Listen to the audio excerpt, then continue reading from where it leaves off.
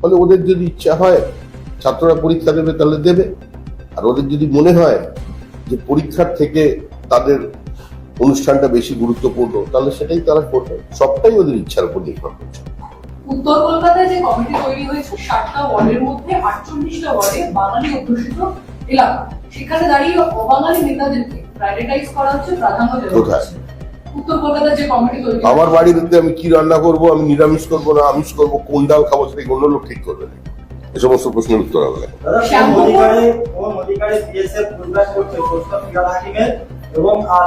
না, ফিরহাদ হাকিমের এজেন্ডা তো পরিষ্কার যে পশ্চিমবঙ্গে কিছুদিনের মধ্যেই একটা সময় আসবে যখন 50% মানুষ উর্দু ভাষায় কথা বলবে। তো ফিরহাদ হাকিম যে কথা বলবেন এটা তার এজেন্ডার মধ্যে পড়ে। তিনি প্রকাশ্যে দাঁড়িয়ে দাওয়াতে ইসলামের বার্তা দিচ্ছেন, তিনি তো এটা বলবেন এটাই স্বাভাবিক।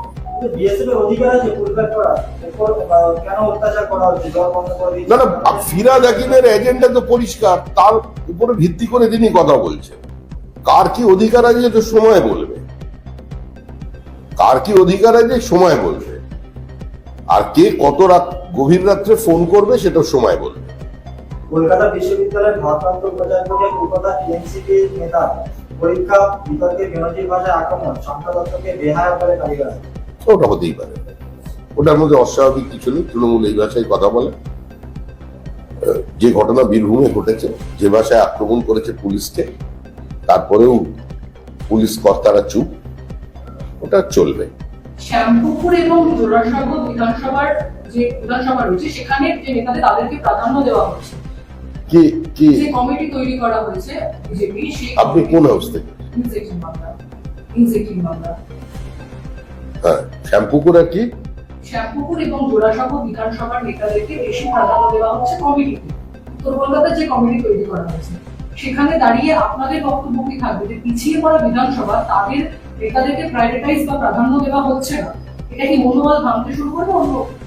না, আমরা চিন্তা করছি কোন নিউজ চ্যানেলের কোন কোন অ্যাঙ্কারকে সামনে আনলে বা কোন কোন ফিল্ডের রিপোর্টারকে সামনে আনলে তাদের চ্যানেল আরো শক্তিশালী হবে, না হলে সেই চ্যানেলের মনোবল ভেঙে পড়বে, টিআরপি পড়ে যাচ্ছে।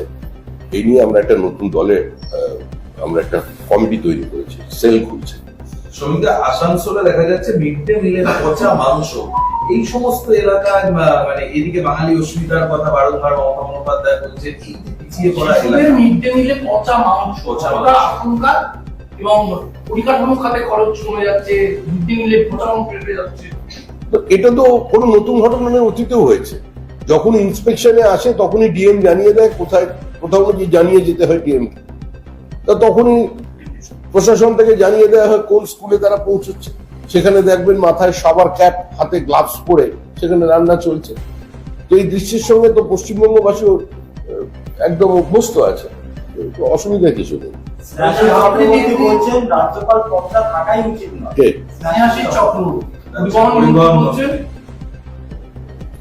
ওনাকে জিজ্ঞাসা করুন উত্তরবঙ্গের বাসগুলো কোথায় আছে। ওনা আগে ওটা কাজটা উত্তরবঙ্গের বাসগুলো কোথায় আছে, আর ঢাকঢোল পিটিয়ে ফিরহাদ হাকিম যে একটা বিজ্ঞানী বলে একজনকে ভূষিত করে যে বাস চালু করেছিলেন, কিছুটা গ্যাসে আর কিছুটা ডিজেলে চলবে, একটা বিরাট পরিকল্পনা।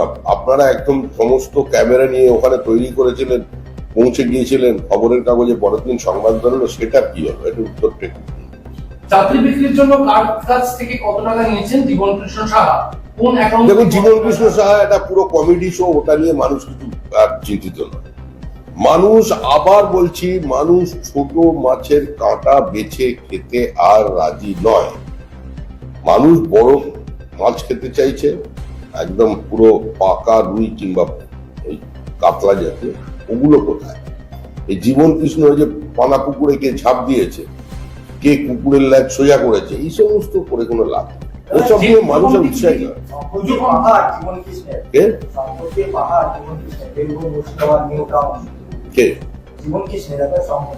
জীবন কৃষ্ণকে একা নিয়ে পড়েছেন কেন? চারিদিকে এত মানে কৃষ্ণ ঘুরে বেড়াচ্ছে, একা জীবন কৃষ্ণ কেন?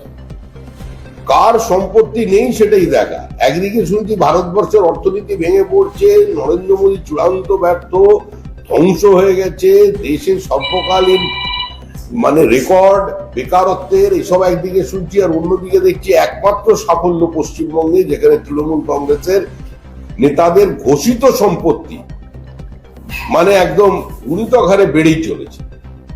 অন্তত এর জন্য নরেন্দ্র মোদীকে ধন্যবাদ দেওয়া উচিত। পুজো কমিটিগুলোর কাছে গত বছরের হিসেব দেবেন যারা, তারাই এবছর অনুদান পাবেন। পুজো অনুদান মামলায় নির্দেশ কলকাতা হাইকোর্টের, শিলিগুড়ির 3টি পুজো কমিটি ইউটিলাইজেশন সার্টিফিকেট দেয়নি, জানালো রাজ্য। কার্যত পুজো কমিটিগুলি 1,10,000 যে অনুদান, তাতে বলা হয়েছে গতবারের ইউটিলাইজেশন সার্টিফিকেট দিতে হবে বলছে আদালত। লাগাম আসবে এই পুজোর অনুদান, পুজোর অনুদান দেওয়া যেতে পারে কিনা এটাই আমাদের আদালতের কাছে প্রশ্ন। আদালতের এটাও সুমোটো ইন্টারভেন করে দেখা উচিত যে একটা সরকার তারা এভাবে মানুষের দেহ করের টাকা পুজোয় খরচা করতে পারে কিনা। যে টাকাটা তারা দিচ্ছে সেখানে প্রত্যক্ষ বা পরোক্ষ করের মধ্যে দিয়ে অন্য সম্প্রদায়ের মানুষেরও টাকা যুক্ত আছে। তাই ইমাম মুয়াজ্জিম কিংবা পুরোহিত ভাতা কিংবা এদিকে দুর্গাপুজোর অনুদান, এগুলো দেওয়া কি কোনো সরকারের কাজ? আর হিসাব দেবে কেন পুজো কমিটি? হিসাব দেওয়ার জন্য তো টাকা দেওয়া হয়নি না। পশ্চিমবঙ্গ সরকারের যেটা সংস্কৃতি, তাদের নেতৃত্বে তার প্রভাব তো সর্বক্ষেত্রে পড়েছে। এই সরকার প্রকাশ্যে বলছে যে টাকা নেওয়া এবং টাকা খরচা করা তাদের অধিকারের মধ্যে পড়ে, কিন্তু হিসাব দেওয়াটা তাদের অভ্যাসের মধ্যে পড়ে। সরকারি যেখানে হিসাব দেয় না সেখানে পুজো কমিটির কাছে হিসাব চাইবার কোনো প্রয়োজন আছে? আমেরিকার 50% শুল্কের চাপ ভারতের উপর। আমেরিকায় রপ্তানি করা জিনিসের দাম বাড়বে আরো। $4,800 কোটি বাণিজ্যে প্রভাব পড়তে চলেছে। 10 লক্ষ চাকরি এখন সংকটে, আশঙ্কা প্রকাশ করলেন সিটিআই চেয়ারম্যান। কে কোন চেয়ারম্যান কোথাকার আশঙ্কা প্রকাশ করেছে সেটা বিবেচনার বিষয় অন্তত এই মুহূর্তে আমাদের কাছে নয়। ভারতবর্ষের মানুষের আস্থা দেশের প্রধানমন্ত্রীর উপরে আছে এবং সর্বোপরি এই দেশের উপরে আছে। অতীতেও আমরা পোখরানের সময় স্যাংশন দেখেছি। নরেন্দ্র মোদীর ভিসা যারা বাতিল করেছিলেন তারাই তার পায়ের তলায় লাল কার্পেট বিছিয়ে দিয়ে মোদী করেছে। ভারতবর্ষের মধ্যে 140 কোটি দেশের বাজার থেকে যদি কোনো দেশ বা কোনো দেশের বাণিজ্য বিচ্ছিন্ন হয়ে যায় বা করে রাখতে চায়, তারাই অর্থনৈতিকভাবে প্রান্তিক হয়ে পড়ে। এবং একটু অপেক্ষা করুন, আজকে আমেরিকার এই যে রক্তচক্ষু আর এই বিভিন্ন সময় ঘোষণা, এই ঘোষণা কিছুদিনের মধ্যেই শেষ হয়ে যাবে। সকলকে এই মাটিতে আসতে হবে, টিকে থাকতে গেলে। আগামী ইতিহাসটা লিখবে ভারতবর্ষ।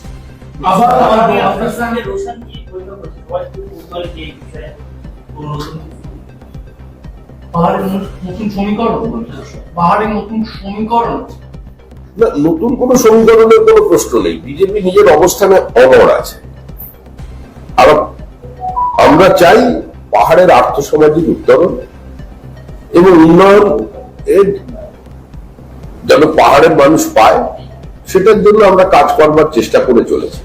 কিন্তু সার্বিকভাবে যুক্তরাষ্ট্রীয় ব্যবস্থার মধ্যে থেকে যদি একটি বিশেষ অংশ পিছিয়ে পড়ে, সেখানে কেন্দ্র এবং রাজ্য সরকারের দায়িত্ব আছে সেই অঞ্চলে সেই সম্প্রদায়ের বা সেই গোষ্ঠীর পাশে দাঁড়ানো।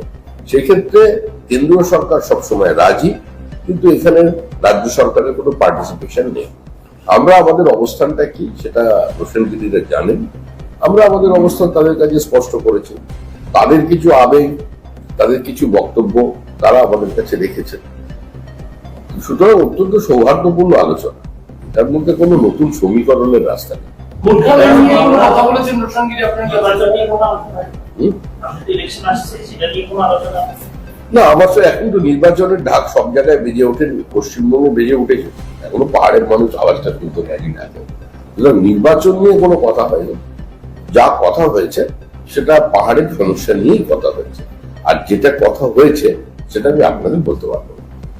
মালদার পর বাঁকুড়া মেদিনীপুর কলেজের বৈঠকে তৃণমূল ব্লক সভাপতি দাদাগিরি 2 অধ্যাপককে শাসা নিয়ে হুমকি।